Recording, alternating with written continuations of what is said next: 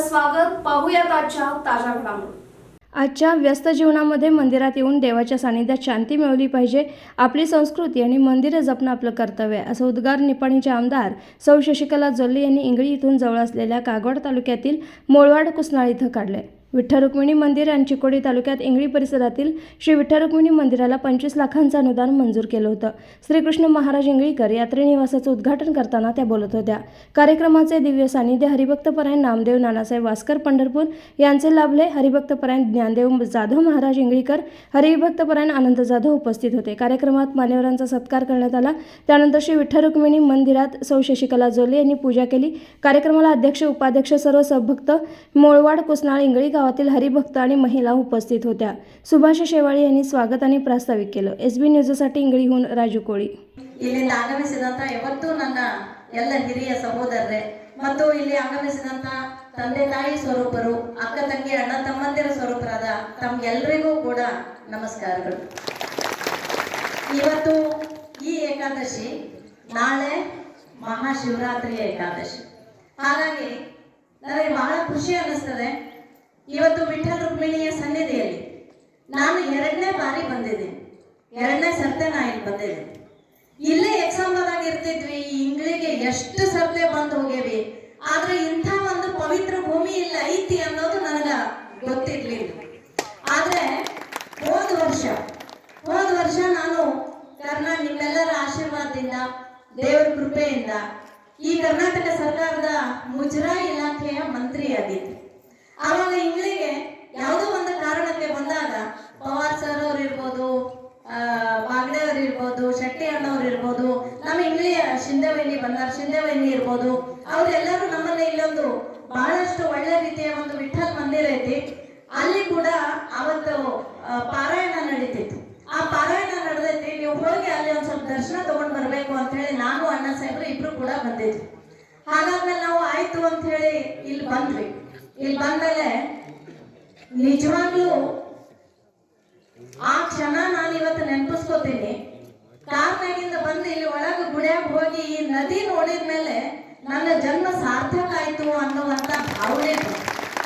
ಯಾಕಂದ್ರೆ ಹೇಳ್ತಾರೆ ಜನ, ಸಂತರು ಹೇಳ್ತಾರೆ, ಎಲ್ಲಿ ಪಾಸಿಟಿವ್ ಎನರ್ಜಿ, ಸಕಾರಾತ್ಮಕ ಎನರ್ಜಿ, ಅದಕ್ಕೆ ನಂಗೆ ನಿಮ್ಗೆ ಏನಂತ ಶಬ್ದ ವಾಪರಿಸ್ಬೇಕು ನನಗೆ ಗೊತ್ತಾಗಲ್ತು.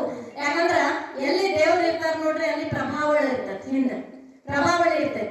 ಎಲ್ಲಿ ಸಂತರು ಇರ್ತಾರ, ಮಹಾರಾಜರು ಇರ್ತಾರ, ಅವ್ರ ಕಡೆ ಒಂದು ಪಾಸಿಟಿವ್ ಪ್ರಭಾವಳಿ ಇರ್ತೈತಿ. ಹಾಗಾಗಿ ನಮ್ಮ ಭಾರತೀಯ ಸಂಸ್ಕೃತಿ ಒಳಗ ಹಿರಿಯರು ಹೇಳ್ತಾರೆ ಏನು ಅಂತಂದ್ರ, ದೇವಸ್ಥಾನಕ್ಕೆ ಹೋದ್ರ ಗಂಟಿ ಹೊಡೆದು ಅಲ್ಲಿ ನಮಸ್ಕಾರ ಮಾಡಿ ತೀರ್ಥ ಪ್ರಸಾದ ತಗೊಂಡ್ಮೇಲೆ ಹಂಗ ವಾಪಸ್ ಬರಬೇಡ, ಒಂದ್ 2 ನಿಮಿಷ ಆದ್ರೂ ಅಲ್ಲಿ ಕೂತ್ ಬಾ ಅಂತ ಹೇಳ್ತಾರೆ. ಯಾಕೆ ಕೂತ್ ಬಾ ಅಂತ ಹೇಳಿದ್ರು ಅಂದ್ರ, ಅಲ್ಲಿ ಆ ಜಾಗದಲ್ಲಿ ಇರ್ತಕ್ಕಂತಹ ಒಂದು ಸಕಾರಾತ್ಮಕ ಎನರ್ಜಿ, ಏನ್ ಪಾಸಿಟಿವ್ ಎನರ್ಜಿ ಅಂತ ಹೇಳ್ತೀವಿ, ಒಂದು ಏನು ಆ ದೇವರ ಒಂದು ವಾತಾವರಣ ಇರ್ತೈತಿ, ಅಲ್ಲಿ ನಮಗೆ ನಿಜವಾದ ಸಮಾಧಾನ ಸಿಗುವಂತ ಸ್ಥಳ ಯಾವ್ದಾದ್ರಿಂದ ಮಂದಿರಗಳು, ಮಠಗಳು ಮತ್ತು ಇಂಥ ಮಹಾರಾಜರ ಸಾನ್ನಿಧ್ಯ ಅಂತ ಹೇಳಿ ನಮ್ಮ ಪೂರ್ವಜರು ಹೇಳಿದ್ರು. ಯಾಕಂದ್ರ ದವಾಖಾನೆ ಹೋಗ್ತೇವೆ, ಆಧಾರ್ ಬಂತಂದ್ರ ದವಾಖಾನೆಗೆ ಹೋಗ್ತೇವೆ, ಹೌದಾ ಇಲ್ಲ?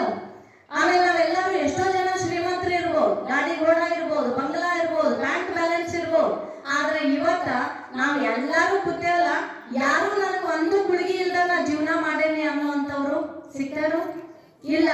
ಹಳೆ ಕಾಲದ ಜನ ಸಿಗ್ಬೋದು, 90 ವರ್ಷ ಆದವ್ರು ಸಿಗ್ಬೋದು, ಒಂದು ಪೂರ್ವಜರು ಅಂದ್ರೆ ಈ 100 ವರ್ಷ, 80 ವರ್ಷ, 90 ವರ್ಷ ಮೊದ್ಲಿಂದ ಅಂದ್ರೆ ಜವಾರಿ ಕಾಳು ತಿಂದವ್ರು ಸಿಗ್ಬೋದು.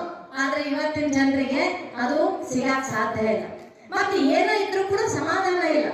ಹೆಂಗ ಒಂದು ಬಟನ್ ಬಡದ ಮೇಲೆ ಮಷಿನ್ ಚಾಲು ಆಗ್ತೈತಿ, ಆ ಬಟನ್ ಬಡದ ತನಕ ಬಂದ್ ಮಾಡೋ ತನಕ ಮಷಿನ್ ಚಾಲು ಇರ್ತೈತಿ, ಹಂಗ ಇವತ್ತು ಮಂದಿರ ಅಂದ್ರ ನಮ್ಮ ಮನುಷ್ಯರ ಜೀವನ ಆಗೈತಿ.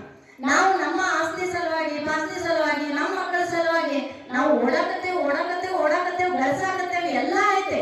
ಬಟ್ ಮನ್ಸಿಗೆ ಸಮಾಧಾನ ಐತೇನು ಅಂತ ಕೇಳಿದ್ರ, ಏನ್ ಮಾಡುದ್ರಿ, ಎಷ್ಟು ಗಳಿಸಿದ್ರು ಸಾಕಾಗ್ವಲ್ತು ಅಂತೆ, ಏನ್ ಮಾಡುದ್ರಿ ಎಷ್ಟೆಲ್ಲ ಇದ್ರು ಮನ್ಸಿಗೆ ಸಮಾಧಾನ ಇಲ್ಲ ಅಂತಂತೆ. ಆದ್ರ ನಮ್ಮ ಭಾರತ ದೇಶದಲ್ಲಿ ನಮ್ಮ ಮಹಾರಾಜರು, ಸಂತರು, ಶರಣರು ಎಲ್ಲಾರು ಏನ್ ಹೇಳಿದ್ರು, ಮನಸ್ಸಿಗೆ ಸಮಾಧಾನ ಸಿಗ್ತೈತಿ. ಅದು ಎಲ್ಲೇ 1 ಕೋಟಿ ರೂಪಾಯಿ ಕೊಟ್ಟರು ಸಂತ್ಯಾಗ ಸಿಗಂಗಿಲ್ಲ. ನೀವು 1 5 ನಿಮಿಷ ಮಂದಿರದಾಗ ಬಂದು ಕೂತ್ರಿ ಅಂದ್ರೆ ನಿಮಗೆ ಸಮಾಧಾನ, ಶಾಂತಿ, ನೆಮ್ಮದಿ ಸಿಗ್ತೈತಿ ಅಂತೇಳಿ. ಇಷ್ಟು ಪವರ್ಫುಲ್ ನಮ್ಮ ಭಾರತೀಯ ಸಂಸ್ಕೃತಿ.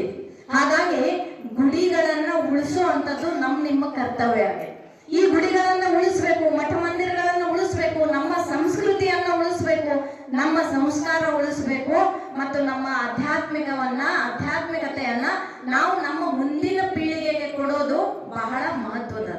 ಹಾಗಾಗಿ ನಾನು ಅಣ್ಣ ಸಾಹೇಬ್ರು ಇಲ್ಲಿ ಬಂದಾಗ राजकीय, सामाजिक, आर्थिक असा सर्व घडामोडींचा आढावा पाहायला विसरू नका SB न्यूज चॅनल आणि नक्कीच सबस्क्राईब करा.